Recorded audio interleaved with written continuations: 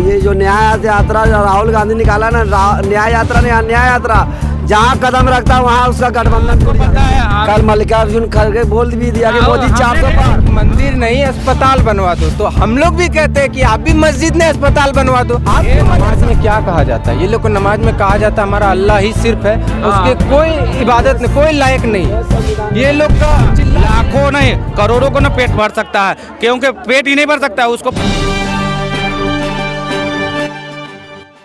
Admit YouTube channel में आपका स्वागत है। मैं अनिल कुमार, आप देख रहे हैं बिहार न्यूज लाइव। मैं इस वक्त हूँ पटना के जंक्शन पे। यहाँ पे काफी लोग एकत्रित हुए हैं मुद्दा लेकर, मंदिर और मस्जिद को लेकर। आप बताइए कि आपको क्या जरूरी है, मंदिर की, मस्जिद की, रोजगार? यहाँ पे काफी लोग जुटे हुए हैं, इनसे पूछते हैं। सर बताइए कि हमारे देश में एक मंदिर और मस्जिद को लेकर बहुत पुराना इतिहास रहा और बहुत इसमें संघर्ष हुआ, बहुत कुर्बानियाँ गई, बहुत सारी लड़ाई हुआ। तो हमारे देश के लिए क्या जरूरी है, मंदिर की, मस्जिद की, रोजगार?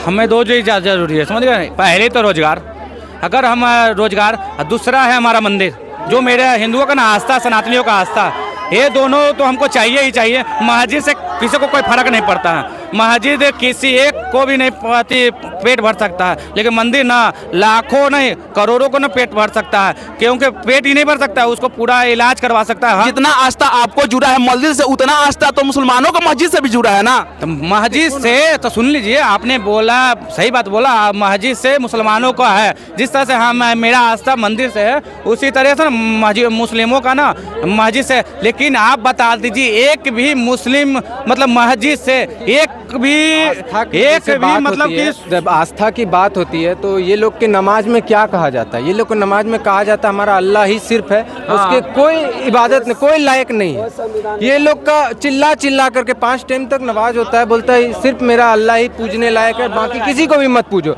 तो इससे सिख का जितना गुरु है उन लोगों का अपमान है, राम हमारे जितना भी धर्म का भगवान है उन लोगों का अपमान है, जैन सिख जितने भी है सबका अपमान है। अब हम तो अपना धर्म बचाएंगे भैया। देखिए अपमान थोड़ी ना है, आप हैं, आप हिंदू धर्म है, आप हिंदू धर्म है तो आप सिर्फ भगवान को ना पूजिएगा।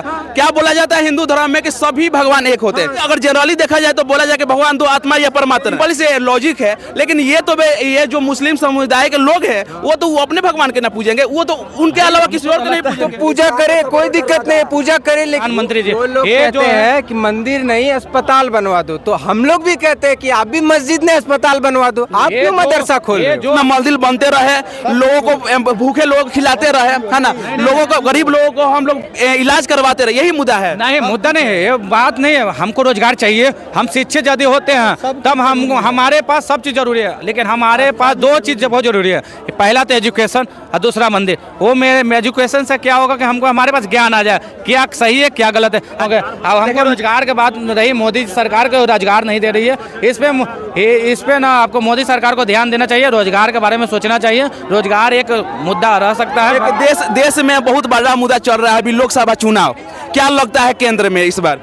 केंद्र में दूसरा कोई है ही नहीं अपोजिशन पार्टी में, मोदी छुड़ाकर अगर माहौल बना दिया मोदी। 26 तक कोई नहीं। देखिए भैया 26 तक यार कैसे यार, 24 तो मेरा क्लियर है, समझ रहे? 24 मेरा क्लियर है, 29 का पप्पू तैयारी करे। और उससे कोई है ना, भारत न्याय यात्रा करने से, भारत जोड़ो यात्रा करने से और न्याय यात्रा करने से ना भारत की जनता को कोई फर्क नहीं पड़ता। कुछ क्या बात कर रहे हैं, केंद्र में सीट निकल रहा है कांग्रेस का। भैया आपको पता है, कल मल्लिकार्जुन खड़गे बोल भी दिया कि मोदी 400 पार। मल्लिकार्जुन खड़गे कांग्रेस का अध्यक्ष बोल दिया मोदी 400 पार। कल सांसद भवन में मल्लिकार्जुन खड़गे भी बोल दिया, लोकसभा में वो खुल के बोल दिए हैं। वो मल्लिकार्जुन जो है अब कांग्रेस के अध्यक्ष है, समझिए ना, छोटा मोटा आदमी नहीं, अध्यक्ष है, पार्टी अध्यक्ष है।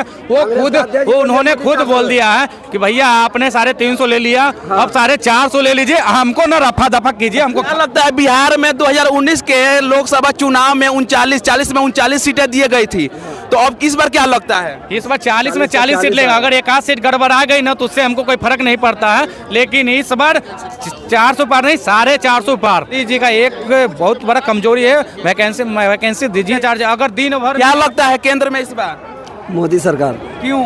राम को लाए इसलिए? राम को लाए नहीं, वो तो बीजेपी का मैनिफेस्टो था राम मंदिर जी, वो तो बीजेपी ला मथुरा काशी भी लेंगे। और रही बात, वर्ल्ड का लीडर अभी मोदी है, उसका मुकाबला कोई नहीं है। क्या वो केंद्र में फिर वही रहेंगे मोदी जी? को कांग्रेस का अध्यक्ष मल्लिकार्जुन खड़गे भी बोल चुका है कि मोदी जी अगला बार 330 लिया, अभी लगता है 400 पार कर दीजिएगा क्या। इंडिया गठबंधन बना हुआ है, उसमें 26 नेताओं का दल है, 26 पार्टियों का दल है। सब तो दल खत्म हो रहा। ये जो न्याय यात्रा राहुल गांधी निकाला ना, न्याय यात्रा नहीं, न्याय यात्रा जहाँ कदम रखता है वहाँ उसका गठबंधन टूट जाता है। अरे वो आदमी जोड़ रहा है, आदमी। हाँ, ममता बनर्जी भाग गया उधर, अभी देखिए बिहार आ रहा है, इधर नीतीश भाग गया, अभी यूपी कदम रखेगा, अखिलेश भाग जाएगा।